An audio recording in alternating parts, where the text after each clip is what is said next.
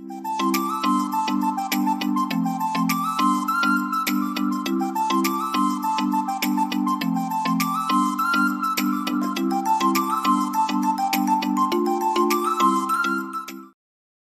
Hello नमस्कार, मी अनिता तुम्हा सगळ्यांचं स्वागत करते आजच्या ह्या नवीन ब्लॉगमध्ये।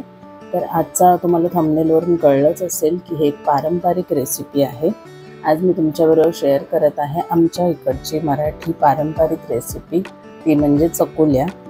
ह्या रेसिपीला वेगवेगळ्या प्रदेशांमध्ये वेगवेगळं नाव असेल, कदाचित डाळ ढोकळी किंवा अजून काही बोलतात, पण आमच्या इकडे याला चकुल्या बोलतात। तर त्याची मी आधी फोडणी करते आहे। लसूण, मिरची आणि थोडीशी कोथिंबीर, कढीपत्ता हे सगळं मी फोडणीमध्ये टाकले। त्यानंतर जिरे पावडर, धने पावडर हे सगळं टाकल्यानंतर थोडा वेळ ते छान तेलामध्ये फ्राय होऊ द्यायचं। त्याच्यानंतर लाल तिखट टाकायचं। ज्यांना जास्त तिखट आवडत नाही त्यांनी हे लाल तिखट टाकणं स्किप करू शकता, पण मी टेस्टसाठी थोडंसं ॲड केलं आहे। त्यानंतर ही मिक्स डाळ आहे, तुरीची आणि मुगाची डाळ मिक्स शिजवून घेतली। त्याच्यामध्ये मी शिजवतानाच टोमॅटो घातला, ती थोडीशी घोटून घेतली आणि ती आता ह्या फोडणीमध्ये घातली। इथे रेडी झाली आपली फोडणी देऊन, ही अशी दिसते। फायनली ह्याच्यामध्ये आता आपल्याला फक्त मीठ घालायचं, पण तुम्ही ह्याच्यामध्ये किती चकुल्या म्हणजे ते कणकीचे काप ॲड करणार आहात त्यानुसार तुम्हाला ह्याच्यामध्ये पाणी ॲड करायचं। तर मी आम्हा तिघांसाठी बनवत होते म्हणून मग मी याच्यामध्ये 2 ग्लास पाणी ॲड केले, कारण ते सगळं शिजल्यानंतर खूप जास्त घट्ट होतं। त्यामुळे तुम्ही तुमच्या अंदाजाने पाणी घाला की किती माणसांसाठी करणार आहात। मी हे 3 माणसांसाठी करते आणि आपले नॉर्मल ह्याच्यामध्ये चिंच घालायची आहे तुम्हाला, त्याच्यामुळे थोडासा आंबटपणा येतो। ज्यांना आंबटपणा आवडत नसेल ते स्किप पण करू शकतात, पण आमच्या घरी थोडंसं आंबट आणि असं टेस्टी छान लागतात, त्यामुळे मी चिंच भरपूर घातली। ही आत्ताच गावावरून आणलेली फ्रेश चिंच आहे आणि सगळ्यात फायनली लास्टला कोथिंबीर। तर हा डो आहे, याच्यामध्ये थोडंसं हळद आणि चटणी म्हणजे आपल्या लाल तिखट, जिरे पावडर, अख्खे जिरे आणि हे घातलेलं आहे ओवा। हे सगळ्याचा डो बनवून मी थोडा अर्धा तास ठेवला होता। त्याच्यानंतर आता ह्याची आपण नॉर्मल पोळीसारखीच अशी चपाती लाटून घ्यायची।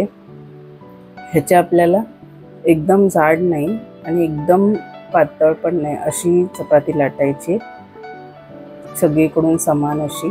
ती लाटून घेतल्यानंतर तिला आपल्याला हव्या त्या शेपमध्ये आपण कट करू शकतो, पण आधीपासून मी याच शेपमध्ये बघितल्यात चकुल्या, आणि तुम्हाला पण माहीत असेल, ज्यांना चकुल्या किंवा डाळ ढोकळी हा प्रकार माहीत आहे त्यांना माहीत असेल की कोणत्या शेपमध्ये कट करतात। तर मग त्याला मी कट करून घेतलं।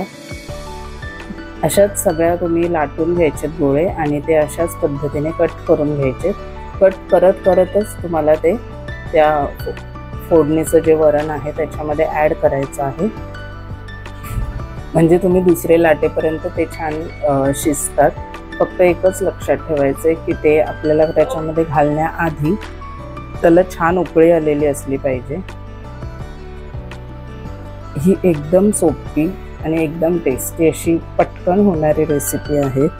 म्हणजे संध्याकाळच्या वेळेला, रात्रीच्या वेळेला तुम्हाला जास्त काही भूक नसेल किंवा असं छान चमचमीत खायचं असेल, चपाती भाजी खायला कंटाळा आला असेल, तेव्हा तुम्ही ही रेसिपी नक्की ट्राय करू शकता आणि अगदी 10-15 मिनिटात अशी रेडी होईल जर तुमची डाळ आणि शिजलेली असेल। ह्याच्यामध्ये जे तुम्ही कणिक मळून घेतले त्याच्यामध्ये तुम्ही वेगवेगळी पिठंसुद्धा ॲड करून तुमची क्रिएटिव्हिटीसुद्धा करू शकता। ही सिंपल पद्धत आहे आणि फायनली अशा दिसतात जेव्हा रेडी होतात तेव्हा। तुम्ही ही रेसिपी लोणचं, पापड किंवा भाजी कशाबरोबरही खाऊ शकता। आम्ही सगळे नुसत्या चकुल्याच खातो आणि आता आम्ही दोघीही छान चकुल्यांचा आनंद घेणार आहोत। मला पर्सनली त्याच्यावरती तूप घालून आवडतं, म्हणून मग मी त्याच्यावरती छान 2 चमचे तूप घातलं आणि खूप टेस्टी झाल्या होत्या ह्या चकुल्या।